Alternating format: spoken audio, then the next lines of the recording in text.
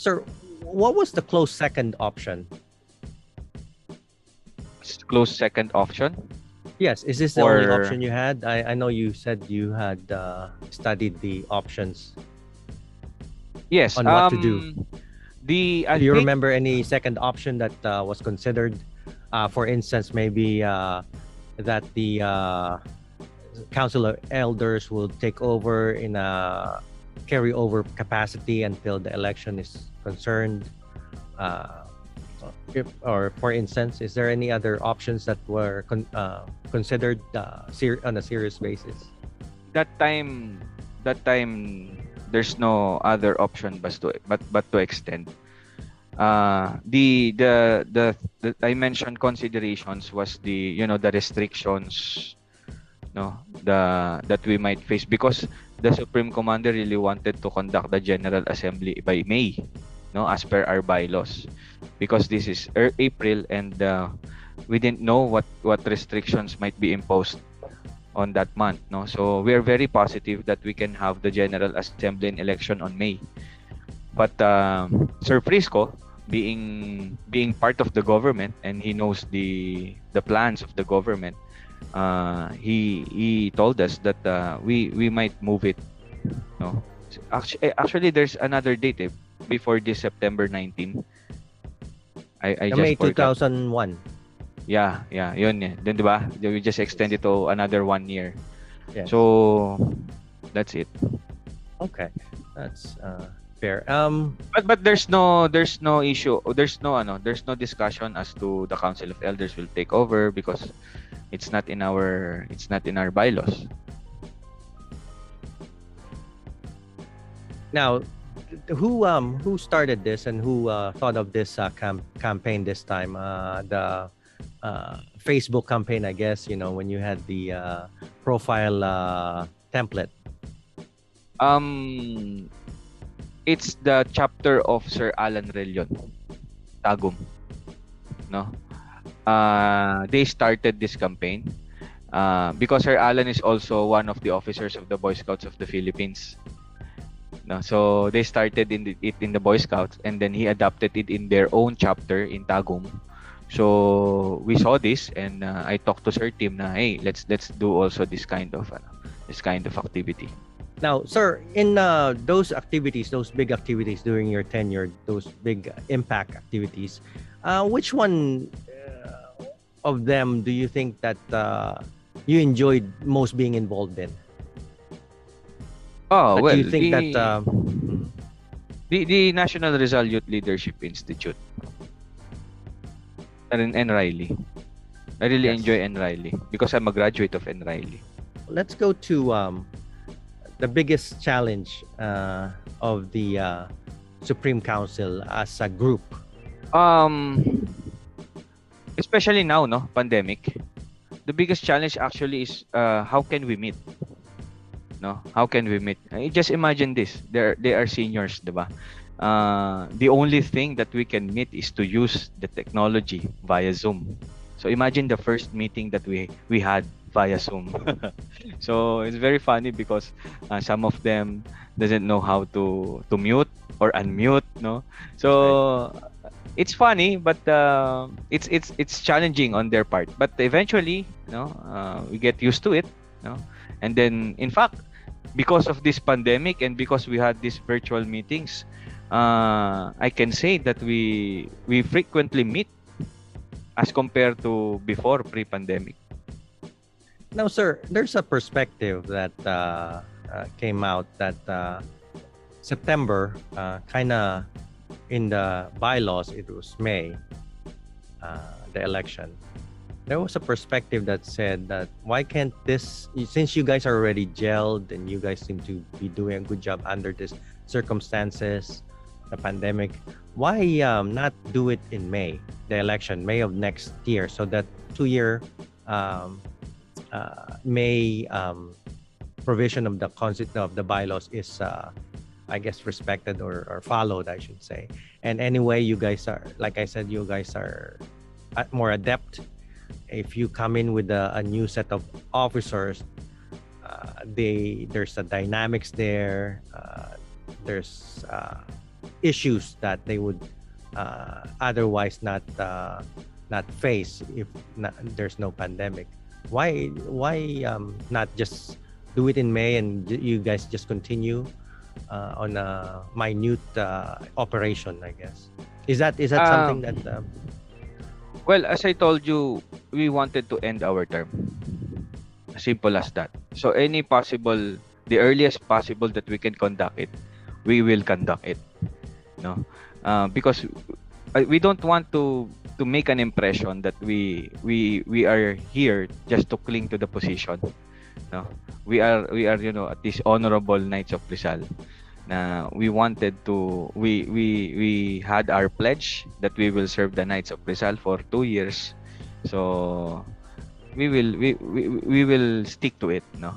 So again, in fact 2020 we're supposed to end May 2020, right? Tama, May 2020. In fact, as far as I remember, there's a discussion also then that we conduct the election by December. 2020? So 2020. So we don't want to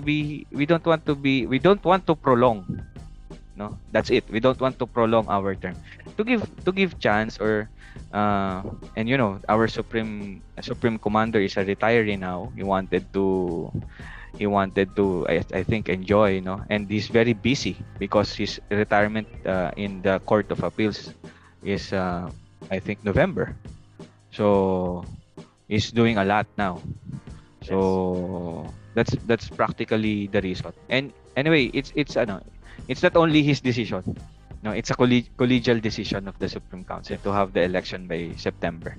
As to the bylaws, no, I think the Council of Elders and the Electoral Tribunal already discussed, no, what will happen. What's the official start of the term, no? Because it, in a way, it's disrupt the provision of the bylaws, right? So it will be, I don't know if it's already discussed in the previous memorandum, but it will be cleared. No, it will be cleared that when is the first day of their office, and kailan ba sila matatapos, when they will have they took the oath, no, as the new Supreme Trustees, no. Okay. So would you say that it's been published, the Supreme Council election for 2021, 2023? Would you say maybe the next election would be in May 2023 to respect the bylaws? If everything is going to be normal again, I think there will be a gap, no. There will be a gap, but if things go to normal again, we should go back to the provisions of the bylaws. So now this election, it's pretty new, but the idea of a virtual election has been around and has been thrown around, I should say. What is your are you happy with this kind of election, or would you rather have a face-to-face where there's fellowship and there's an actual drama, I guess, or extravagance or pomp and circumstance of just like when you were elected? Well, actually, that's one of the biggest debate in our meetings, no. So we set the date. The next question is, how can we conduct the election, no? Because some of the elders, no, the senior members of the council of the Supreme Council wanted it to be conducted in a way in a way that we conducted it before, no, physical. But the younger version, I'm not making a demarcation line there, but me especially, no, I'm an advocate of this kind of election.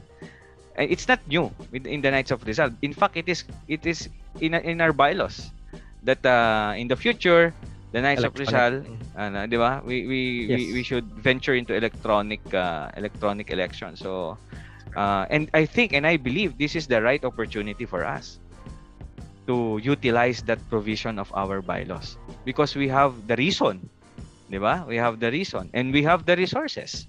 Any other organization, international organization and national organizations here in the country, they conducted their election virtual. So why not the Knights of Rizal can do it also, 'di ba? Yes. Now, So I'm an advocate of this, of electronic means of election, no, virtual elections, and I can tell you that this coming election is a very protected one, no, and did you attend the mock elections? yes. So it's very swift, right? And in very slick, no? So I think it's very, and we can know, we can determine right away, no? During that day the winners, no? Now, yes. Now let me ask you, sir, some technicality. Being new Mhm. system, in the old system, old system, once the election is counted, the newly elected Supreme Council would gather and they would talk among themselves for the position. How do you foresee this happening with the electronic election? As far as I know, I'm not certain on this, no, because it's the turf of the electoral tribunal. But I remember in our previous meeting, it's actually a question, no. So once the voting is done, no, it will be tabulated electronically, and we can determine right away who's the lucky nine, no, lucky new elected Supreme Council trustees, and then they will be proclaimed virtually. Also, they will be proclaimed, and I think, and as far as I remember, they will set a date, no, another date, not on that day, not on September 19 or September 20. They will set a date, no, to conduct the Supreme Council election. So it's Okay. not on the same day. It's not on the same day. Kasi given the different timelines, 'di ba? We have overseas chapter, and there are regular candidates that are situated in overseas also. So in the event that they will win, how can they manage to attend right away after the proclamation? So I think there's a proposal, and the electoral tribunal agreed on that it will be conducted on a separate day. Yeah, like you said, we won't hold you on your opinion. Of course, we have to wait for the official election Yes, yes. tribunal dates and processes and announcements. But well, thank you for answering that question. But in your mind, sir, I believe now, sir, I believe that this would be the first time that regular members of the Supreme Council, the 8 members of the Supreme Council, have nominees abroad. Am I correct, sir? No, it's not the first time. Actually, So, during our remember, sir, the one from Canada, he's an overseas representative, and then when their turn ends, no, he also ran for the regular Supreme Council trustee. Marasigan. Yeah, Sir Jimmy, and I think during the time of Sir Choi also. Sir Choi was elected before as overseas representative, and then he ran as a regular. No, he used a chapter here in Manila. I think I'm not sure, but I think Marasigan did the same. He used a chapter in Manila, but I'm not sure. But you would know. But anyway, so in that case, sir, do you see any issue with or any potential problems with the abroad Knights of Rizal running for local regular members of the Supreme Council? Like, Um, how would this? I'm sorry, sir. How would this conflict with the overseas representative role if this regular members of the Supreme Council have that perspective anyway? Would this be an issue? it's been a hot discussion also in the Supreme Council, because there, if we will allow this one, no, there will come a time that all regular members of the Supreme Trustees will be coming from the overseas, and it's very possible, right? It's very possible.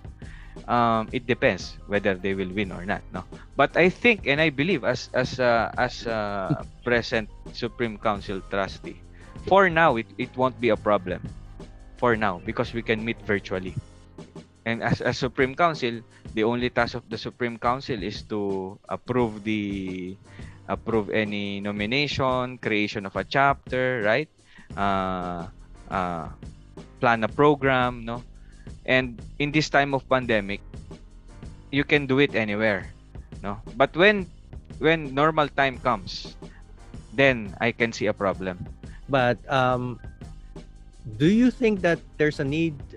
You did mention about a potential problem. You think there's a need to for the bylaws to be amended for Yes. this?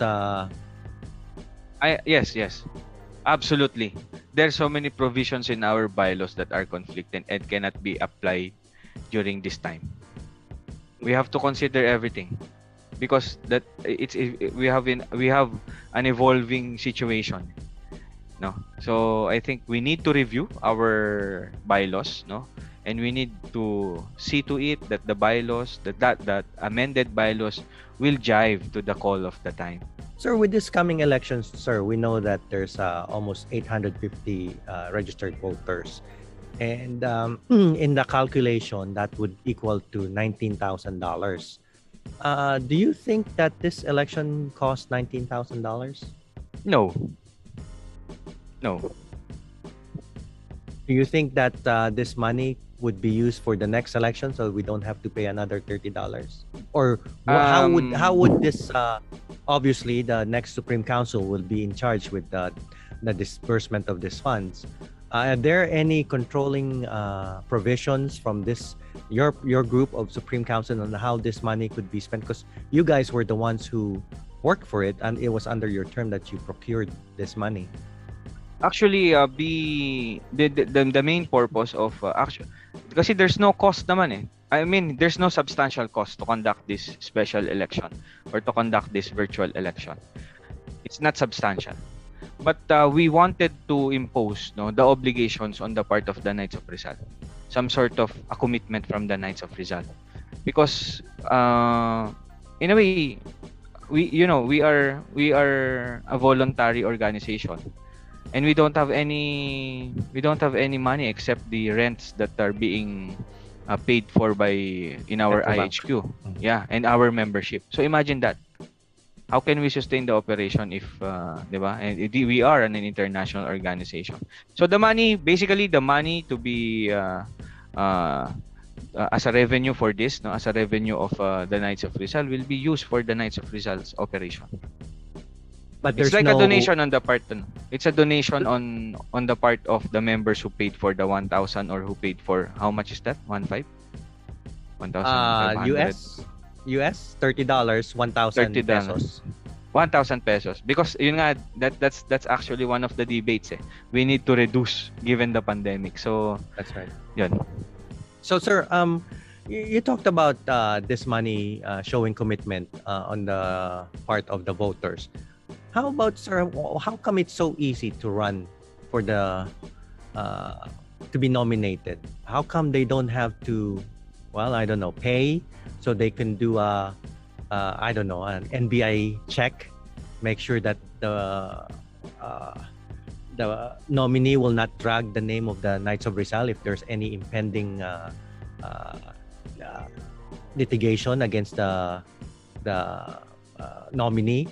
I mean, do we even do NBI checks, or do we vet this nominees, or we just take the signature of the chapter commander as a vetting already? And do you think that this nominees should not make it easy for them? Because do you believe that there's nuisance candidates in this election around, and maybe if you make them pay a substantial amount to enter, then nuisance candidates will be not participating and wasting our time and effort? That's a very good observation. And I had this discussion with Sir Frisco San Juan. He also wanted to have that kind of process. No? We really need to review the bylaws and the electoral rules that we have right now. For one, actually, absence any provisions of that, anyone can run so long as you are nominated by your chapter commander, and it's your right. No, it's your right. As to the vetting process, I am not privy on that because we have the nomination committee, I think. Yes, that's right. So I don't know how they process the nomination. I don't know if they conduct any investigation. So Background checks. as a matter of right, anyone can run Now, so long sir, as I you asked. follow the process. That's correct. Now, sir, I asked this not because I am specifically implying something, but as a historical president, we know in 2000 we had a deputy chapter commander who was involved in 2000. That's correct. Who was involved in and estafa, and there was already a Supreme Court ruling that is terminal, and but he won the 2021 election as chapter commander. Excuse me, 2001. 2001 election as Supreme Commander, and you know what happened? There was a split. Yes. Basically, because he was having problems with his leadership because of this litigation. That's why I asked the question. We are so happy that we were able as a group to come together and unite and be unified again. But I think there should be some provisions against people running with the. I mean, they can drag the name of the Knights of Rizal down the drain if the litigation does not work for them, especially estafa that involves other people's money, and that would definitely be a scar. And we know by history it did happen. We did have a division and problem with that. That's why I asked the question and not to imply anything in the present people running. So, sir, why would you? What would happen that you would consider running again? Because you did say you are young. You're not running because you did say that you will only be one term. What would make you run again? What in the Supreme Council? Or are you even thinking about that this early? No. As I said, I'm still young. Perhaps don't worry, I'll come back. I'll come back and I'll come back big. Not this time. Not this time. We'll take your word for it, sir. Yeah, I'll come back. Anyway, Now, what would make you come back, sir? What set of circumstances that you're waiting for, or that would be a signal for you? I need this Supreme Council or this coming Supreme Council needs my input, or I have a very if my chapter wanted me to be to come back, I will come back. So it's a collegial decision on our part, in our brotherhood in the chapter level.